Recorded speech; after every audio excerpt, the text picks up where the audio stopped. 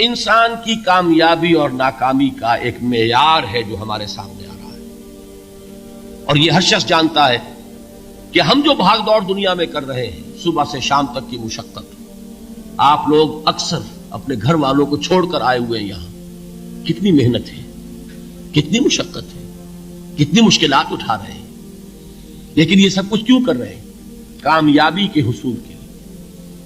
البتہ کامیابی کے معیارات ہیں، ہمارے ذہنوں میں جو معیارات بیٹھے ہوئے ہیں وہ کیا ہے؟ کامیابی پیسے سے ہے، کامیابی جائیداد سے ہے، کامیابی کاروبار سے ہے، کامیابی شہرت سے ہے، کامیابی اقتدار سے ہے۔ یہ معیارات ہیں۔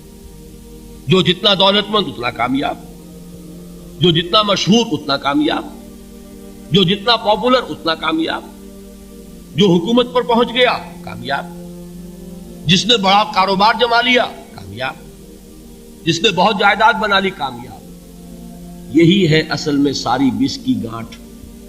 جو تصور کامیابی کا ہوگا اسی کے مطابق آپ کی بھاگ دوڑ ہوگی، اسی کے لیے جد و جہد ہوگی، اسی کے لیے توانائیاں صرف ہوں گی، اسی کے لیے دن رات کی مشقت ہوگی۔ یہ ہے اصل شے جس کی یہاں نفی ہو رہی ہے۔ کامیابی دولت سے نہیں، کامیابی شہرت سے نہیں، کامیابی اقتدار اور طاقت اور حکومت سے نہیں، بلکہ کامیابی ہے ایمان سے، عمل صالح سے، تواصی بالحق سے، تواصی بالصبر سے۔ آپ غور کیجئے اس نقطہ نظر کا، اس ایٹیچیوڈ کا، یہ جو مینٹل ایٹیچیوڈ ہے، اس کا بدل جانا ہی انسانی شخصیت کے اندر انقلاب برپا کرے۔ اب آپ کا نتیجہ کیا نکلا؟ اگر تو دولت سے کامیابی ہوتی تو قارون بہت کامیاب تھا، اگر حکومت سے کامیابی ہوتی تو فرعون اور نمرود بہت کامیاب تھے۔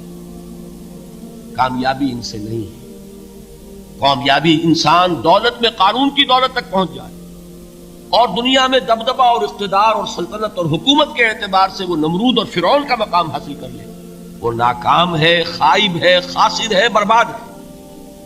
اور ابو ذر غفاری کامیاب ہے، چاہے ان کے پاس کچھ نہیں تھا، جھونپڑی تک نہیں تھی، کوئی گھر نہیں تھا۔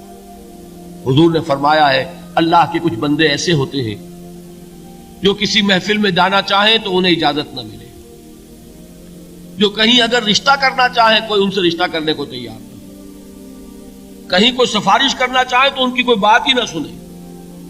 لیکن اللہ کے ہاں ان کا وہ مقام ہے کہ اگر بھولے سے بھی کسی بات پر قسم کھا بیٹھتے ہیں تو اللہ ان کی قسم کی لاج رکھتا ہے۔ یہ ہے فرق، یہ جان لیجیے اچھی طرح۔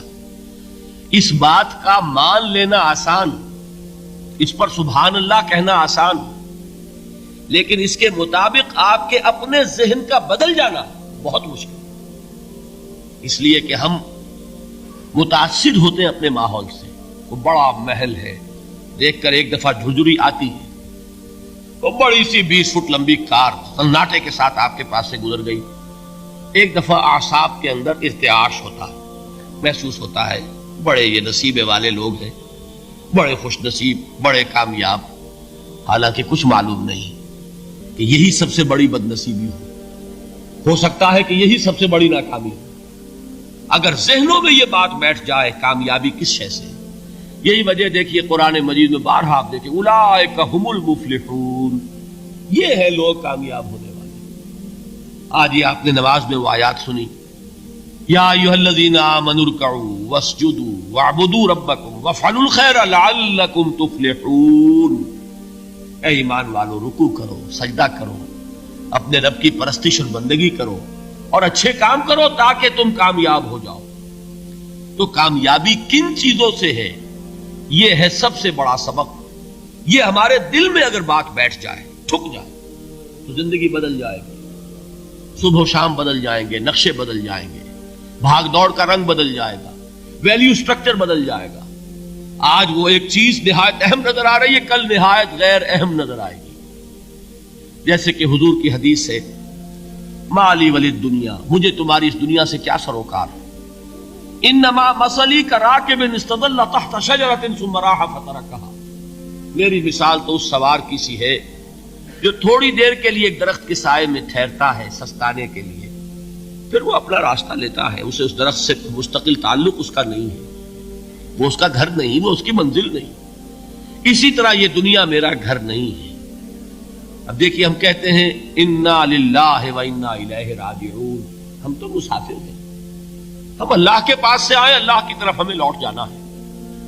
کن فی الدنیا کانک غریب و عابر سبیل، حضور فرماتے ہیں دنیا میں ایسے رہو جیسے کہ تم اجنبی ہو یا راہ چلتے مسافر ہو۔ لیکن یہ طرز عمل کب ہوگا؟ جبکہ یہ آیت ہمارے ذہنوں کے اندر بیٹھ گئی ہو، والعصر ان الانسان لفی خسر الا الذین آمنوا وعملوا الصالحات وتواصوا بالحق وتواصوا بالصبر۔ یہ ہے اصل بات جو میں نے عرض کیا تھا کہ میں بتاؤں گا صحابہ کیوں ایک دوسرے کو یاد دلاتے تھے۔ اس لیے کہ دیکھیے جیسے برف باری اگر ہو رہی ہو، آپ باہر نکلیں گے تو برف آپ کے کپڑوں پر جم جاتی ہے نا، تو آپ جھٹکتے ہیں کپڑوں کو تاکہ برف ہٹ جائے۔ ہمارے ایمان پر اس دنیا میں رہتے ہوئے جب ہم متاثر ہوتے ہیں ماحول سے تو گردہ آ جاتا ہے، برف پڑ جاتی ہے، اس کو جھٹکتے رہنے کی ضرورت ہے۔ اور وہ جھٹکنے کی بہترین اور مؤثر ترین شکل یہی ہے کہ یاد رکھو کامیابی ان چیزوں سے نہیں ہے۔ چمک دمک جو ہے دنیا کی، یہ ساری چمک دمک جو تمہیں رجھا رہی ہے، جو تمہیں اپنے اندر گم کیے ہوئے ہے، یہ لفظ گم پر اقبال کا وہ شعر یاد آ گیا کہ کافر کی یہ پہچان کے آفاق میں گم ہے، اور مومن کی یہ پہچان کے گم اس میں ہے آفاق۔ تم گم نہ ہو کر رہ جاؤ، اس میں مبہوت نہ ہو کر رہ جاؤ، مرعوب نہ ہو کر رہ جاؤ، دنیا ہی کی محبت تمہارے اوپر ڈیرے نہ ڈال دے، تمہارے دلوں کے اوپر مسلط نہ ہو جائے۔